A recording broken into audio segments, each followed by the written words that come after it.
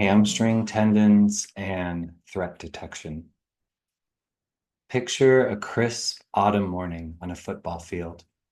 The grass is still wet with dew, and the air carries the scent of fallen leaves. Sam, a 27-year-old football player, sprints across the field, his cleats digging into the soft earth. Suddenly, he feels a sharp twinge in his right hamstring, like a guitar string plucked too hard. Little does Sam know, this moment marks the beginning of a fascinating journey into the complex world of chronic tendon pain. The mystery of persistent pain. 6 weeks after that fateful morning, Sam finds himself in a puzzling situation.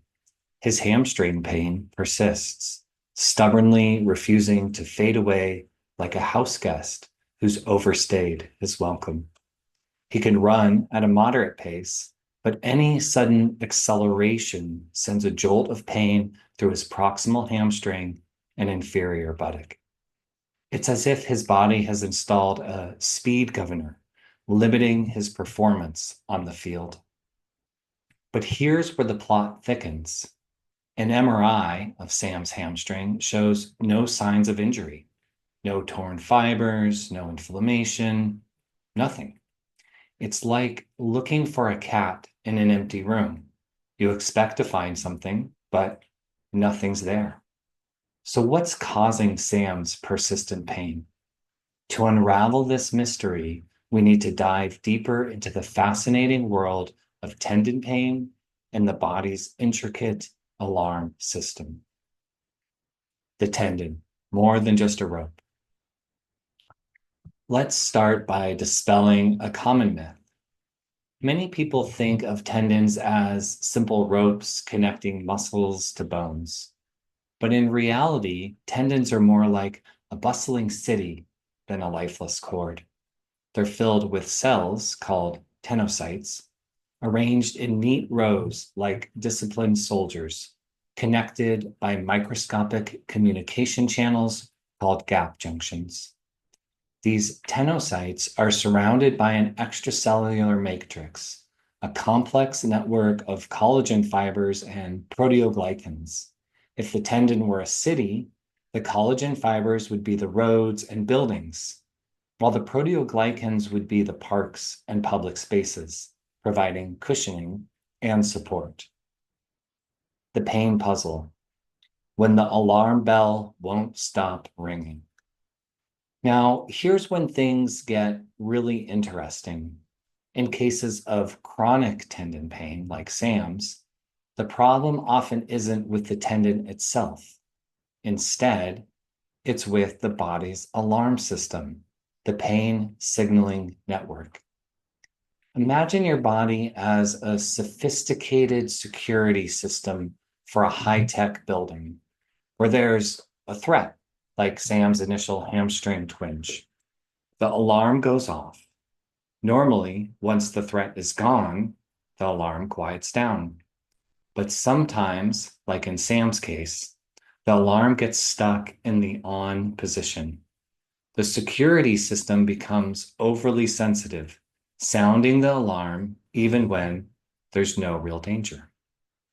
This is what we call central sensitization. It's as if Sam's brain has turned up the volume on the pain dial and can't figure out how to turn it back down. Every little signal from his hamstring gets amplified into a blaring siren of pain.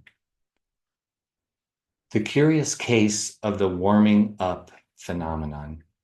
One of the most puzzling aspects of Sam's condition is how his pain behaves during exercise.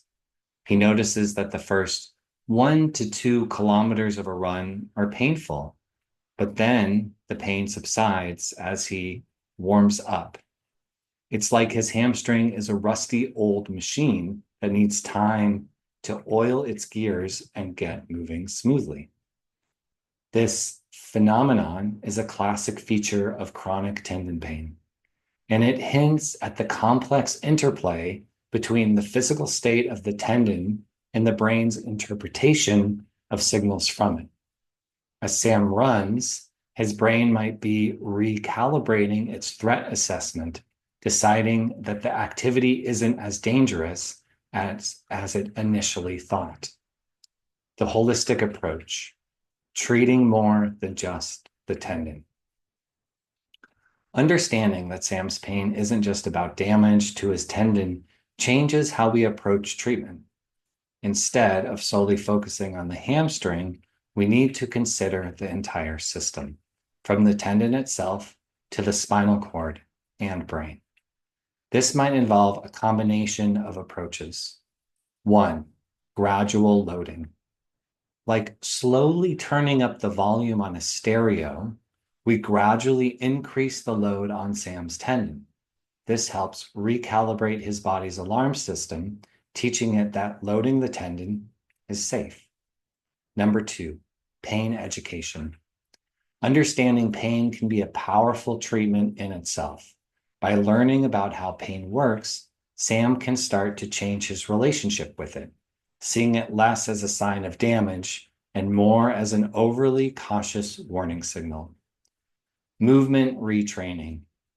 We might work on changing how Sam moves, helping him find patterns that don't trigger his pain alarm. Number 4, addressing the whole person.